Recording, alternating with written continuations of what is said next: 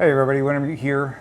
And I made a statement about how I felt about the direction of the MCU about a week ago.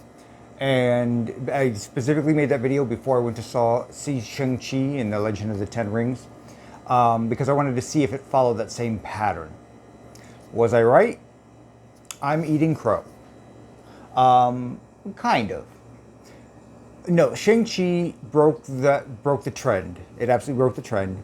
It was very they did a really good job at encapsulating the plot into this movie, into a standalone movie, and still having threads connecting to the rest of the MCU in a way that didn't feel too terribly forced, in a way that generally made sense, and it all kind of came together pretty nicely. So I'm happy. I enjoy Shang-Chi. I would recommend it. I think it. And here's the nice thing about it that I think I really enjoyed too was if you take out all the Marvel elements and most of the connections to Marvel and maybe rewrite a little to shore up some plot holes and some characters that you had to take out, the movie can stand alone. It can stand on its own 2 feet as a mystical, Hong Kong action style movie.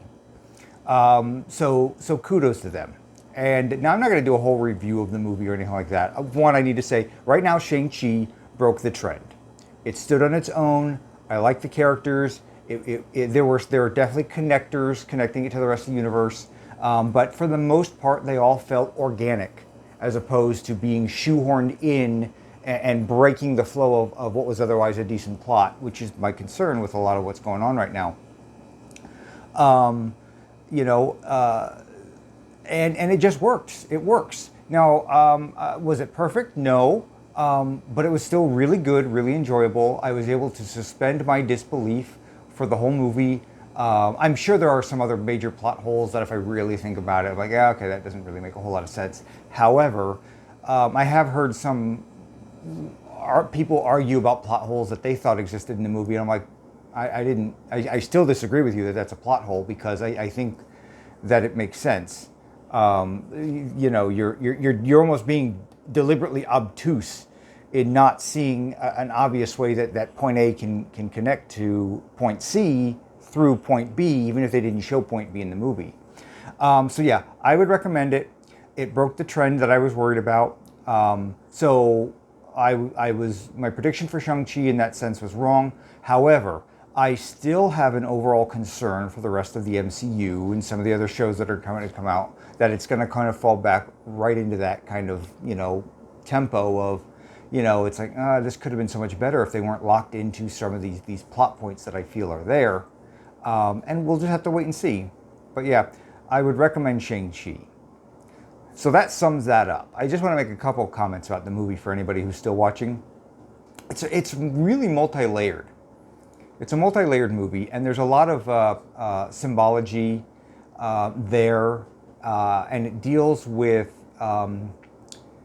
real-world issues in a way that actually is very, very natural. Unlike some of the social propaganda that you see in a lot of shows nowadays, where it's like, okay, well, we're going to obviously make an allegory to current events, and you're going to have to just suck it up because we need to preach to you. We have to preach to you. And it's like, stop. Just tell a good story with a good character. Only include things that make sense, that are relevant to this character, that make sense, and move the plot forward in a believable way. Do not shoehorn in some sort of current political thing, like Lucas did with the Jedi, or with the first prequel Star Wars movies. I don't want that.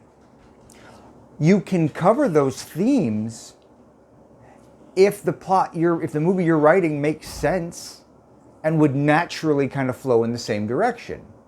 You can naturally write it that way, but a lot of stuff nowadays is really heavy-handed. And Shang-Chi, I didn't really feel it was. It flowed for the most part. There were some great scenes. The action scenes were kind of well done. Were very well done. They were. I really appreciated that most of them were Jackie Jackie Chan style. There was a lot of using the scenery around you in a sensible way. And in the real world, there is an actual martial arts style that teaches that. I can't think of what it's called, but it is about taking everyday objects and turning them into weapons. And this, it's not a new thing. It's like a very old art, and it's about stealth attacks and things like that. And that's the thing. That's why but I like that. It's like use everything around you to your advantage. I like that. I like the fights. A lot of them made sense. A lot of them flowed fairly organically. Some of the major plot points did not flow. It was kind of like, okay, well, yeah, they're going to do that. Okay, sure. One thing I want to say, one thing I didn't like was, okay, the stingers at the end were good. They made sense. I like that they were they were both pretty low key, and still they weren't. They still made sense within the rest of the movie, So obviously, I'm going into spoiler territory here. When Shang-Chi and Banner and Captain Marvel and Wong are all kind of standing around talking about the Ten Rings and trying to figure it out. It's like, okay, this is a very natural thing. They're just like, what are these? From a scientific standpoint, we have no idea. Captain Marvel, I don't know. I don't recognize him as any normal kind of tech that I've dealt with. It felt like a very natural kind of occurring scene within the overall plot. Up until this point, they were just mythological artifacts that one guy controlled, and he kept them out of the public's eye. And then the second, and so now they really are kind of like, okay, well, what are these things really? Do we really know? That's a fair question. And they went to two people that I think it makes perfect sense to go ask. And then the other stinger, I liked it because it started off very mellow. She's cleaning up her room. She's growing up. The sister is kind of growing up.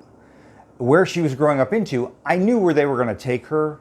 I saw that coming. I wasn't sure exactly where it was going to end, but I saw that general trend. And I do like that I think for the most part, they treated her like a fairly good character. She should have had more time to grow as a person. I would have liked, and maybe some of these scenes ended up on the cutting room floor, more dialogue about them growing up and their personal problems between him and his sister. I'm glad that they didn't fall down that trope of the sister ultimately betraying her brother to gain her father's approval. I was really worried that's where they were going to go with it. But nope, fuck him. Fuck him, he's an asshole. I'm with my bro. I was glad. They could have really stepped in it there. But her stinger, the one problem I had with that part, that post-credit scene was, the 10 rings will return. No shit.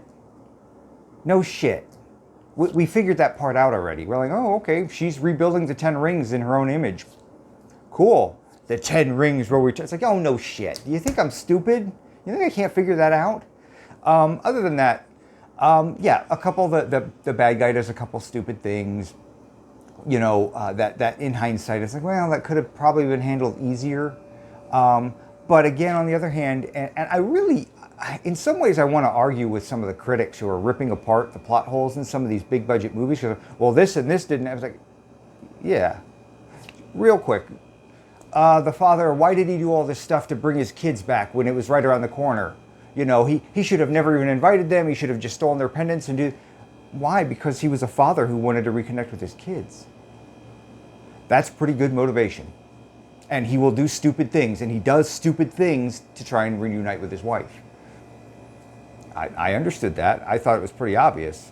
And it does explain why he may otherwise be doing stupidly overcomplicated plots to get to his end goal. He wants to reunite. He wants to bring his family back together. He legitimately wants to bring his family back together because he does love his ex-wife, and in his own effed up way, he loves his kids.